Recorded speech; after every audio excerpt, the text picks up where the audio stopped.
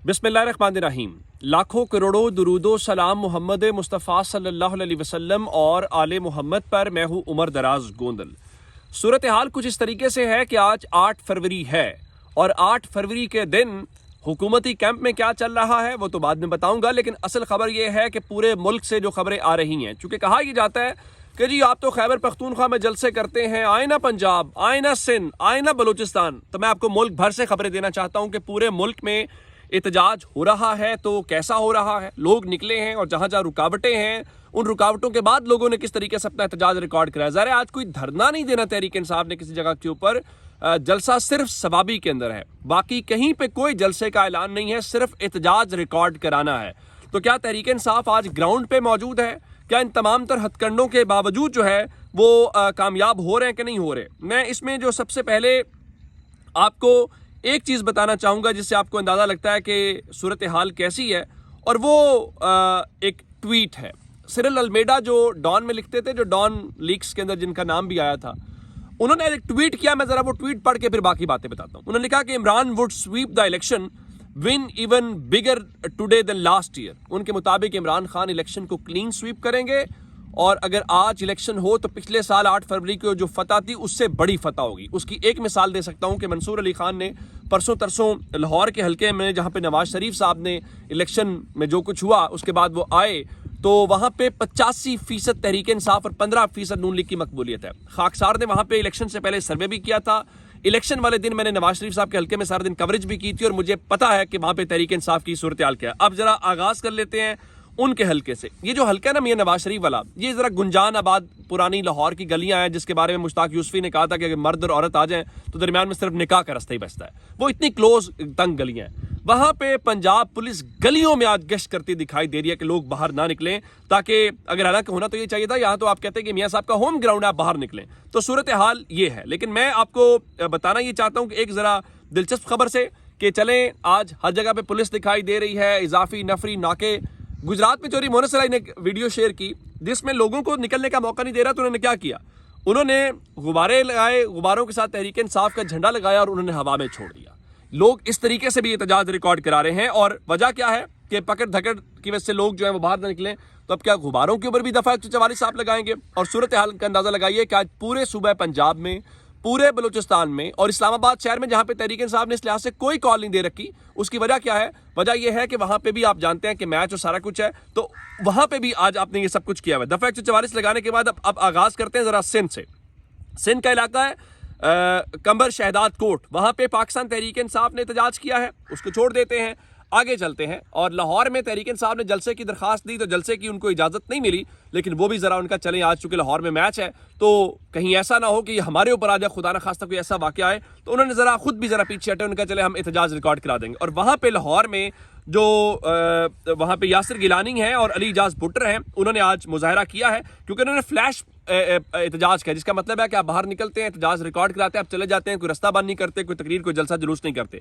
राजनपुर पंजाब का दूर दराज का इलाका है, वहां पे तहरीक इंसाफ के लोग एहतजाज कर रहे थे और उस एहतजाज के दौरान हमने ये देखा कि पुलिस का डाला आता है और पुलिस में से गालिबन वो डीएसपी होंगे, एसएच होंगे, वो निकले और जिस तरीके से उन्होंने इस तरीके से खींच के उनका जो पोस्टर है वो लिया, तो यूं लग रहा था जैसे कोई मुस्लिम लीग नून के कोई वजीर आके इस तरीके से कर रहे हैं। अच्छा, इसको छोड़ देते हैं, मंडी बहाउद्दीन की बात कर लेते हैं। NA69 कौसर भट्टी साहिबा, जहां से उन्होंने लास्ट ईयर एक तारीख रकम की, उनके शौहर जो थे वो जेल के अंदर थे, और मंडी बहाउद्दीन का एजाज पिछले साल ये था कि उन्होंने 3 खवातीन को, ये किसी जिले के अंदर नहीं हुआ होगा कि 3 खवातीन को जनरल नशिस्तों पे कामयाब करवाया। कौसर भट्टी साहिबा को, बासमा रियाज को, जरनाब शेर शाही को, ये तीनों खवातीन मखसूस सीटों पे नहीं है, ये तीनों खवातीन जीत गई। और इसमें दिलचस्प बात ये थी, जहां पे जरनाब शेर जीती हैं, उन्होंने मुस्लिम लीग नून की हमीदा वहीदुद्दीन को हराया।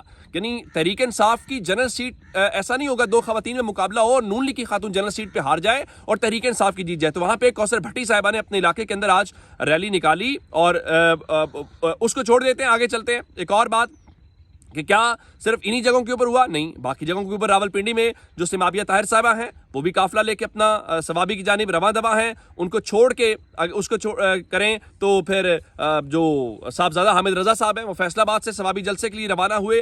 تو آج ایک اور دلچسپ واقعہ ہم نے دیکھا. پچھلی ویڈیو میں میں نے آپ کو بتایا تھا کہ زاہد بہار ہاشمی جو جاوید ہاشمی کے داماد ہیں ان کو اور مہر بانو قریشی کو گرفتار کیا گیا.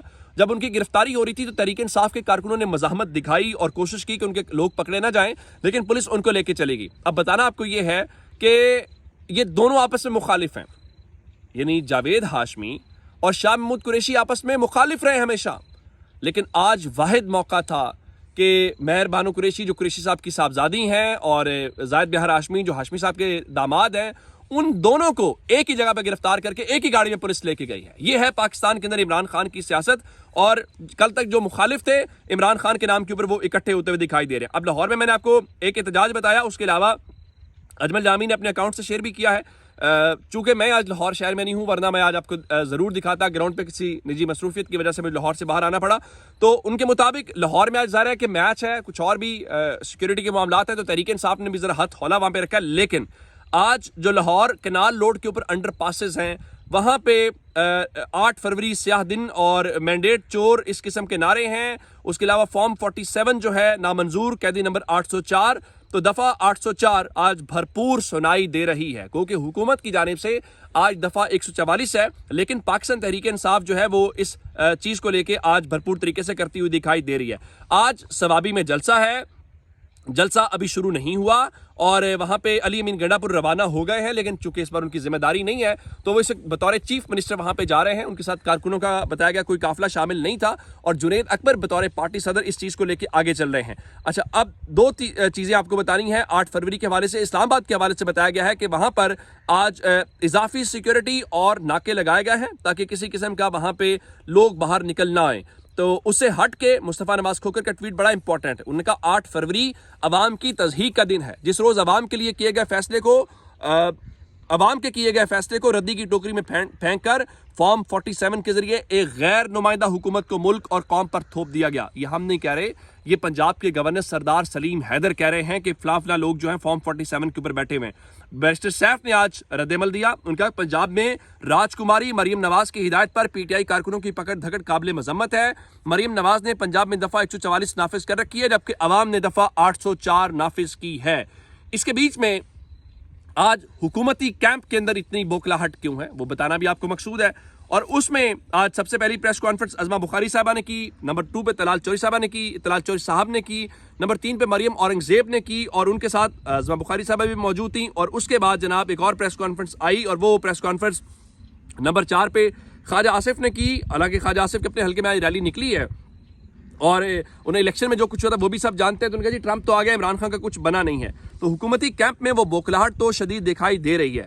اب اس کی ایک وجہ میں نے آپ کو صبح بتا دیا تھا پریس کانفرنسز کو لے کے, لیکن اصل خبر کچھ اور ہے. اصل خبر آج عمران خان کا ایک خط ہے, انہوں نے آرمی چیف کو لکھا ہے, اور اس خط کے اندر ان کا جو آغاز ہے انہوں نے لکھا کہ میں نے ملک و قوم کی بہتری کی خاطر نیک نیتی سے آرمی چیف آپ کے نام کھلا خط لکھا تاکہ فوج اور عوام کے درمیان دن بدن بڑھتی ہوئی خلیج کو کم کیا جا سکے, مگر اس کا جواب انتہائی غیر سنجیدگی اور غیر ذمہ داری سے دیا گیا.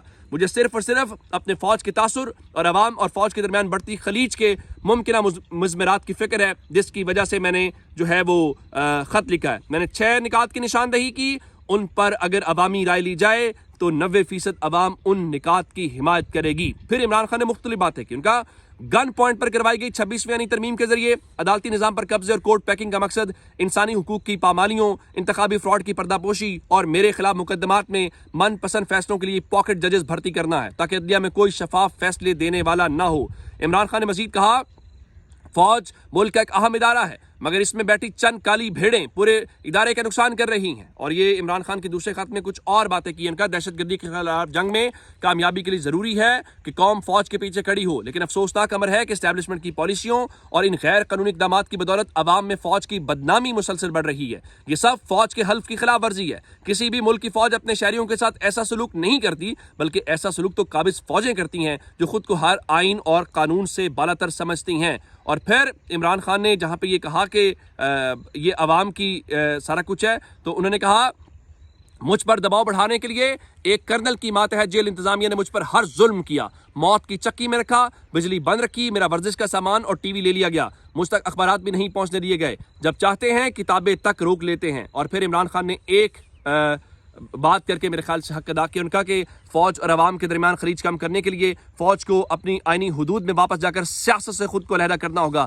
ورنہ یہ بڑھتی ہوئی خلیج فالٹ لائنز بن جائیں گی۔ یہ بڑے جید قسم کے اور ویلڈ قسم کے نکات ہیں، میرے خیال سے ان کو نظر انداز نہیں کرنا چاہیے۔ اپنا بہت سارا خیال رکھیے گا۔ خدا حافظ۔